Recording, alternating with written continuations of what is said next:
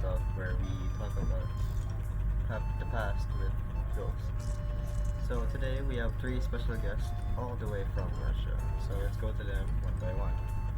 So our first guest was the Emperor of Russia from 1801 to 1825, son of Paul II and grandson of the famous Catherine the Great.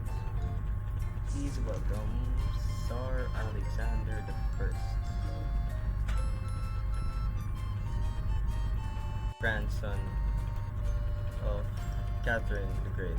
His father, Paul I, was the emperor for 5 years until being murdered by conspirators. It is generally believed that Alexander I was aware of the conspiracies and hoped mistakenly that his father's life would be spared. I will leave that for historians to figure out. Okay, okay. So, what did you do when you were alive? Uh, I launched a series of progressive reforms. I suppressed the secret police, improved the education systems, and relaxed censorship. So, you were one of the very few stars to ever do something like this. Was it easy for you? Expectations for me were very high. The educated elite hoped for a constitutional government and the abolition of serfdom. So, constitution projects were presented to me by Mikhail Serp Spekenrensky, Spekenrensky, my closest advisor. Although serfdom was abolished in the Baltic provinces, the movement towards general liberation failed because of resistance to the nobility. So, it says here that in the early 19th century, this Napoleon person invaded all of Europe. At the beginning of the 19th century, the Russian army suffered two shameful defeats against the little man Napoleon. It was 1805 when we lost the Battle of Austerlitz and the Battle of Jena Austerlitz. A year later, thereafter, I formed a compromise alliance with Napoleon in 1807 at Tilsit. It was an uneasy alliance that presaged war. So, a few years later, this alliance of yours broke off. Why so? So in 1812, that little traitor attacked my land as he took his army of 500,000 men across the Russian border. Luckily, this campaign proved fatal to the French army and turned the tide of the whole course of the Napoleonic Wars. After neither of us won the 1812 Battle of Borodino, my soldiers retreated and set fire to Moscow. He expected a plea for peace from me, but didn't get it. After 1 month, he withdrew his troops from Moscow and a long retreat followed. Cold and disease took its toll, and Napoleon returned from Russia with only 25,000 men. And this led to his fall.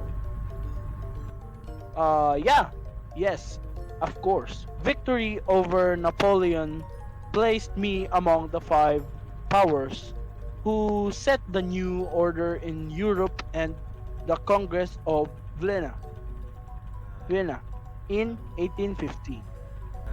So now that was your first half of the reign of Alexander the First. So what about the second half? The second half of my reign was mostly dominated by my reactionary advisor, Alexei. Alexei. I withdrew into a religious mysticism and died suddenly of typhus in 1825, and that's how I ended up here. Okay. Thank you for your time, Alexander the Yeah, First. you're So welcome. now we will move on to our next guest.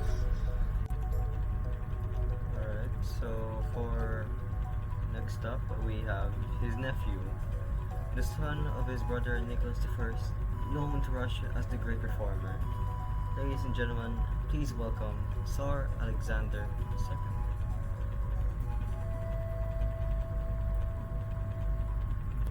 Okay. My video on Yeah, it's good. It's good.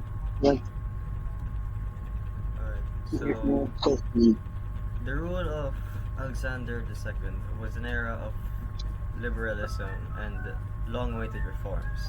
The emperor abolished serfdom and earned the name Alexander the Liberator. He also introduced other domestic reforms that modernized Russian society a great deal. So, Alexander II, so tell us about yourself. well, I was the eldest son of Nicholas the First. I was well educated and convinced that Russia needed reforms. The first thing I did was to sign the Treaty of Paris in 1856, which ended the Crimean War. So, what were some of these reforms did you do? I enforced numerous reforms. I modernized the judicial system, reduced censorship, and started to build railroad networks in in Russia. In 1864, Zemstovs, local government institutions, were also introduced, but their effect was not as expected. So, what was the most important reform to you? The one thing that I'm most remembered for is that I liberated the serfs. I earned this. I earned the name Tsar Liberator for that. When I first opened a debate about the emancipation of serfs, the nobility opposed me. I then concluded in a famous speech, it is better to abolish serfdom from above than to wait for the time when it will begin to abolish itself from below. So, tell us more about the emancipation of the serfs. Mm, So, in 1861, the Emancipation Manifesto was issued.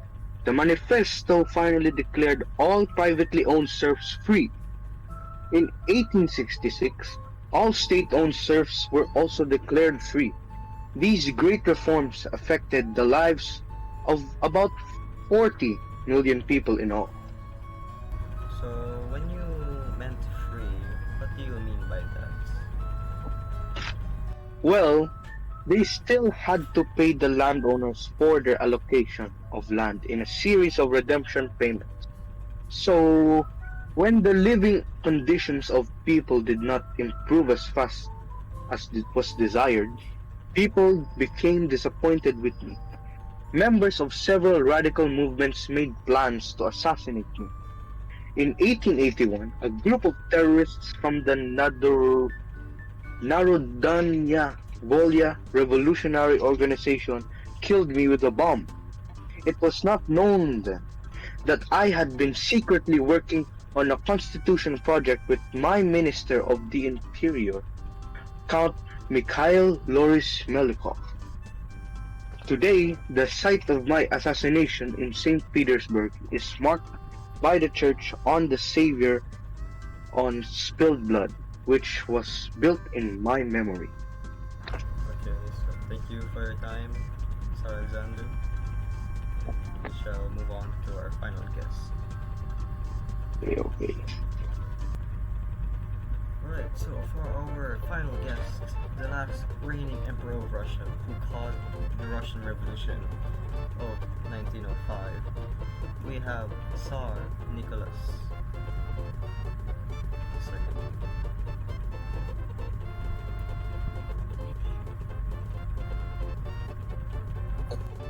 Oh no, oh no. Right. So, the reign of the last emperor, Nicholas II, was a chain of disasters and miscalculations that took the country closer to revolution and to the end of the autocratic monarchy in Russia. So, Tsar Nicholas II, what is your background? My background?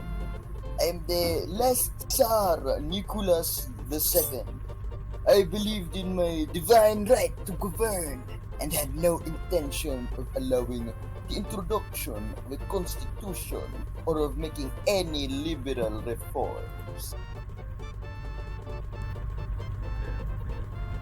So, you were known for making Russia revolt against the Tsars. So, what do you think caused all that?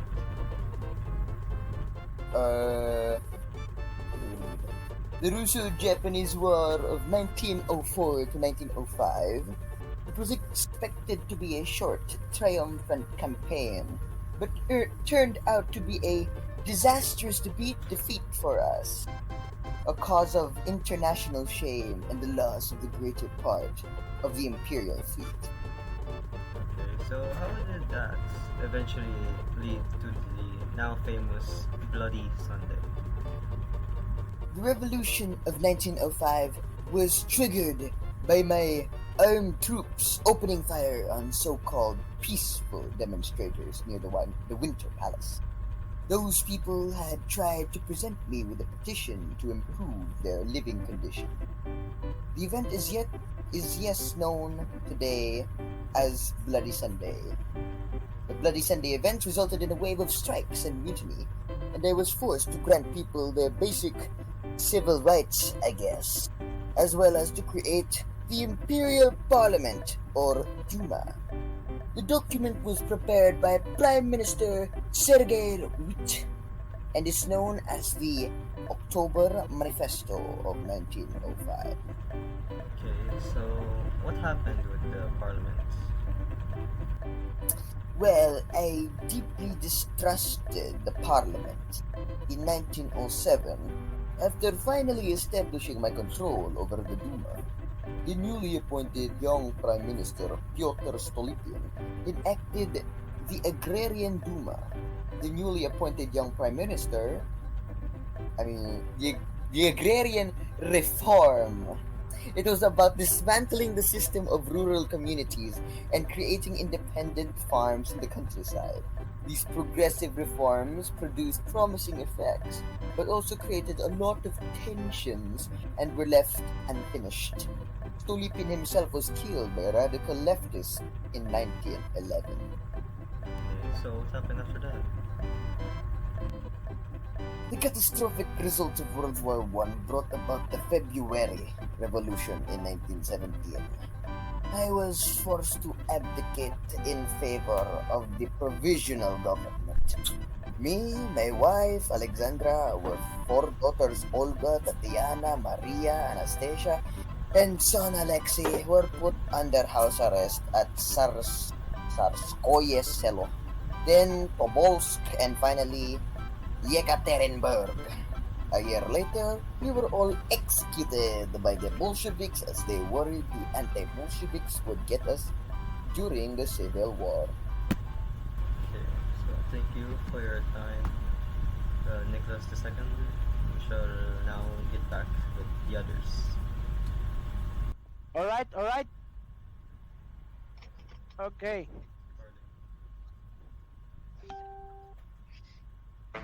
nothing in my brain. So video was sponsored by I go on to Alexander the First, but I can't make them stay. Alexander the Second, People say, and Nicholas the Second. but I keep cruising. Video is recorded by Cian de Ocampo. Credits to Lex Little, Rodolfo Carlos, Ethan Matthews. Thank you to the And the fake is on the fake.